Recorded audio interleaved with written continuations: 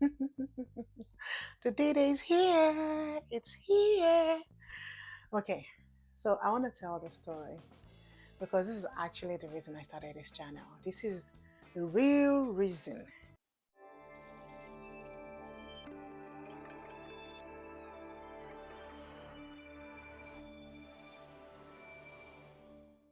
Hello, everyone.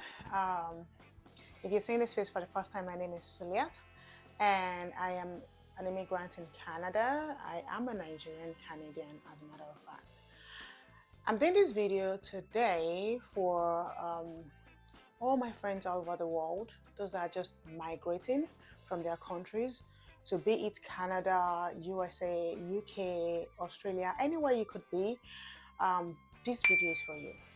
If you've ever thought for a nanosecond to ask yourself, why did I even migrate? Or why am I even planning to migrate? Why am I leaving my country? This video is for you. If you feel like you can just spare me some minutes to hear whatever nonsense I'm about to say, kindly sit back, relax. As a matter of fact, get a chilled Coke or Pepsi because I'm going to tell you my story. Canada journey for me, or migration generally, for me was not something that I thought about um, for a long time. Well, I had actually thought about it for a long time, which is not counting while I was growing, but as an adult from day one, because I didn't even school in Nigeria to start with. But by the time I was going to get back to settle in Nigeria, for me, it felt like something I wanted to do just temporarily. But I got married and settled down, and settling down into family life just sort of took over things. Then we heard from a friend who just came back from Canada at some point and said to us that, why don't you guys just try to relocate to Canada? And for me at that time, it was a welcome idea. But for my husband, why? Because he was doing fine as far as it was concerned. We were doing fine. There was no reason for us to go abroad. However, for me, I've never really been someone that wanted to stay back at home. I've always wanted to explore. And because I had not lived back home in a long time, it wasn't a big deal for me to actually migrate. My daughter was still really small at that time, so it was just going to be a perfect time for us to migrate. But of course, because our guy at the top refused to go, and me, because I'm a lover girl, I couldn't leave my husband at home and say that I was migrating. It wasn't something that was even up for discussion or thought that would cross my mind. So obviously, if my partner was not going to go, I wasn't going. So fast forward to when he finally agreed that we should do this process.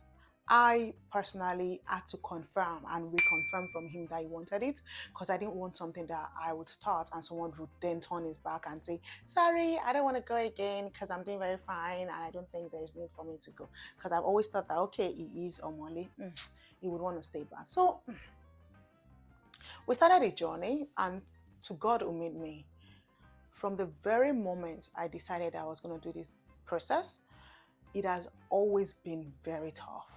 I must say to you, there was not a point in time that I felt like Canada journey or migration was easy for me. I had to use the process of being an entrepreneur in Nigeria, which was something that was not very common. A lot of people would go as employees of a particular company, but because I was running my company and my husband was not ready, he was an employee of a big company, but he wasn't ready to do any of those stuff. So I had to go through like putting, it was a really tough one because the information I needed was not readily available. I did not know a single person that had gone through that process of using your personal business as a means to do your Canadian process to migrate into Canada. So fast forward, again, this video is just going to be like brief recap of the big experience that I have over the space of how many years trying to enter Canada. Eventually, we started the process, and aside from the fact that we had lost some time and money trying to use agents, like legit registered agents, because at the time we wanted to start was when they then decided to change from one system, the old system, which was fully manual, to automated system, which is supposed to be express entry. See my quote, express entry. Because my dear, there was absolutely nothing express about the process. It took years for us to actually eventually enter Canada using the express entry. Let me say here at this point that before anyone would assume that maybe we did not put a process together or we didn't do the right things, I became a pro. As a matter of fact, I could have gotten a license as a Canadian immigration agent while I was doing this process, because it took so many years and I learned a lot in the process, such that there were people that I personally tutored and guided in processing their Canadian permanent residency. They did not only get their PR before me, they entered Canada and settled in way ahead of me. And that was just not my story alone, that was the story of a lot of people as well. The process was just such that you'd look at it as if it's perfect, but it's not. It's flawed in so many ways. And unfortunately, some people, like Yorubas would say, "Ibi to kojú sí síwájú fún yàn kan ló kẹ́yìn sí fẹ́lòmíì." For some people got the advantage of the flaw, while other people got the disadvantage. There were people who did not even have to tidy up their process. They didn't have to go through so many things, putting things together, and they were still able to get it easily. However, the purpose of this video is to let people who have felt like, oh, it was easier for some people, to sit back and see from my own view as well, and see if it truly was that easy for anyone. Let me take you back to when we started the process. I remember that I submitted my application, and the first time I submitted my application, I was on a hospital bed. Every time you tried to submit your application, there would be a time frame for you. They would tell you maybe 30 days or 60 days. Now I can't remember the fact anymore. But we had to submit my application, and I was sick for a long time. So I did all the application while I was sick. I had friends who supported me, and people that we had gone to Dubai for provincial nomination together, and we all were in the same WhatsApp group, helping each other and encouraging each other on that journey. And so they were really supportive. They had all submitted theirs, and it was just me. And one of them actually came into the hospital that I was at that time to practically help me out in doing the paperwork. And because my process also was a very tedious one, it wasn't the one that you just need a reference letter to submit, because I had to prove my business was existing. I had to prove my business was legit. I had to carry along all my suppliers, my customers, and all the processes that make my business authentic, to show to the Canadian immigration that I am a legit business person and intending to come to Canada. So it was a more cumbersome process, and because also that I was sick, it made the whole process really longer for me.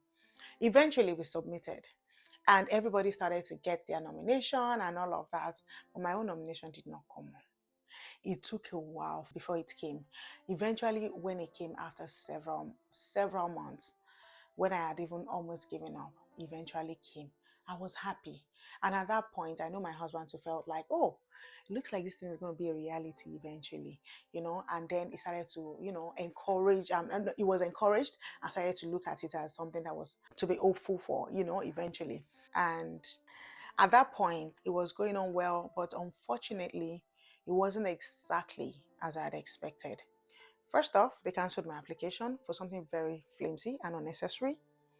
They cancelled my application, and I know that at that point it hit me bad, but I did not let it put me down.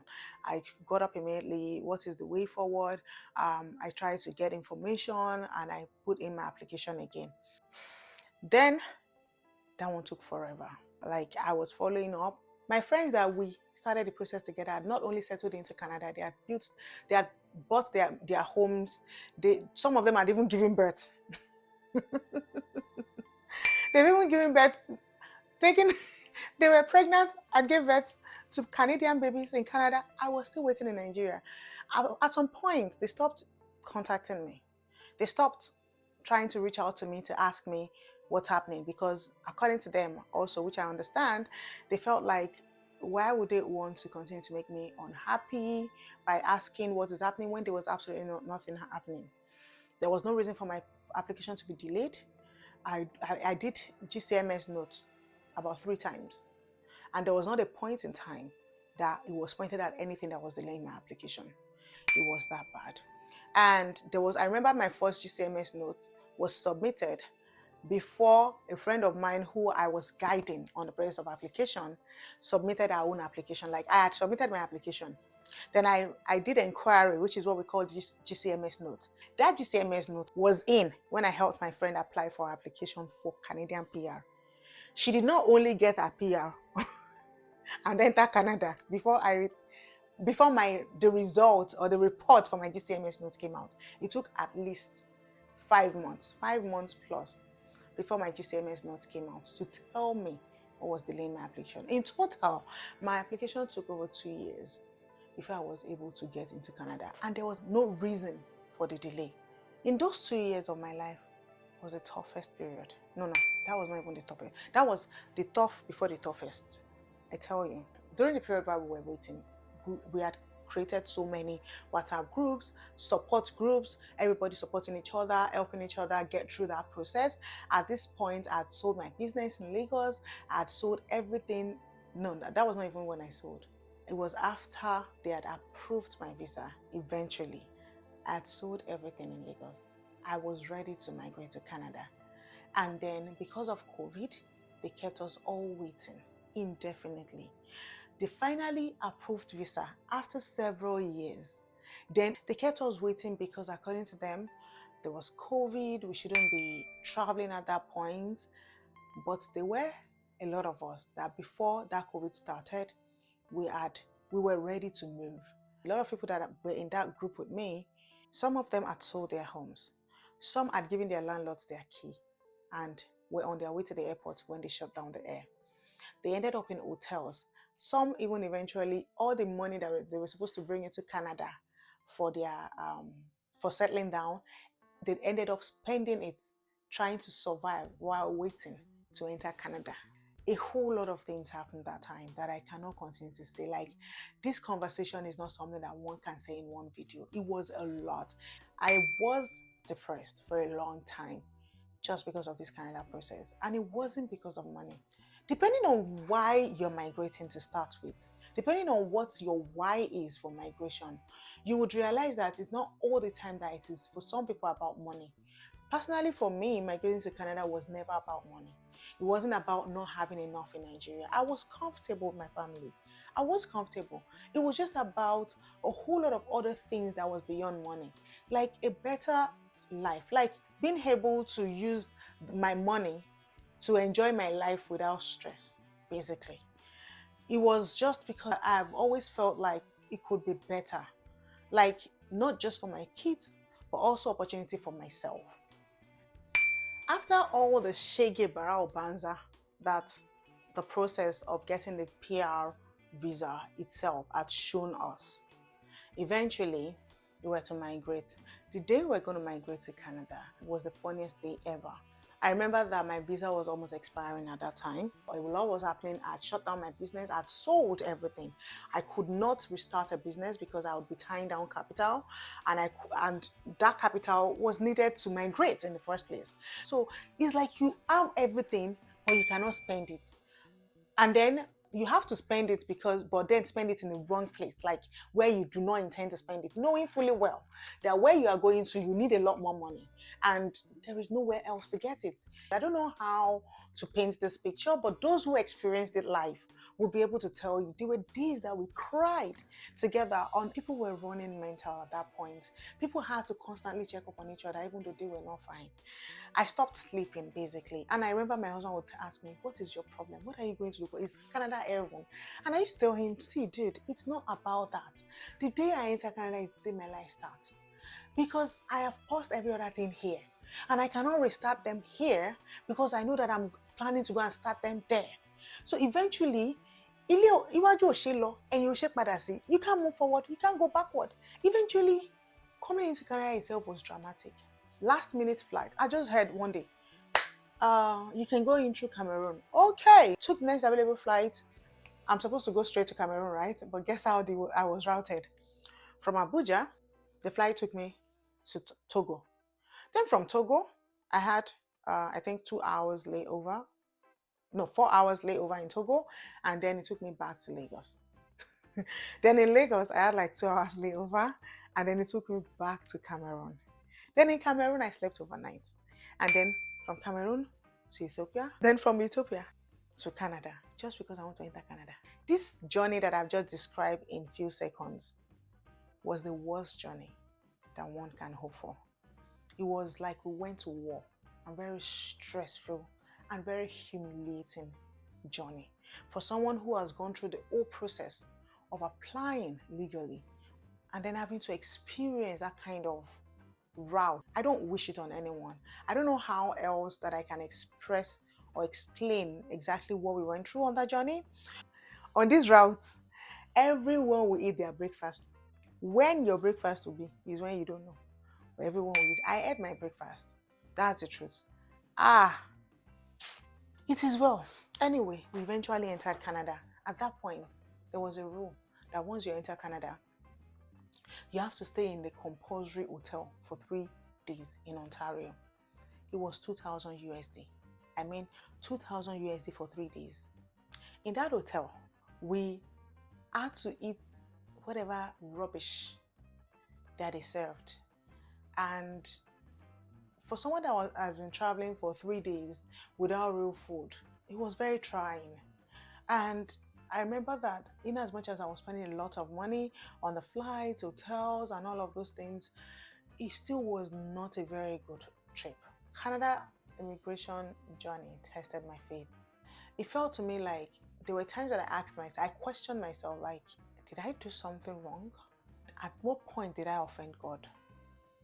I prayed so hard and I always constantly asked for God to forgive me because I couldn't tell what I did to deserve such.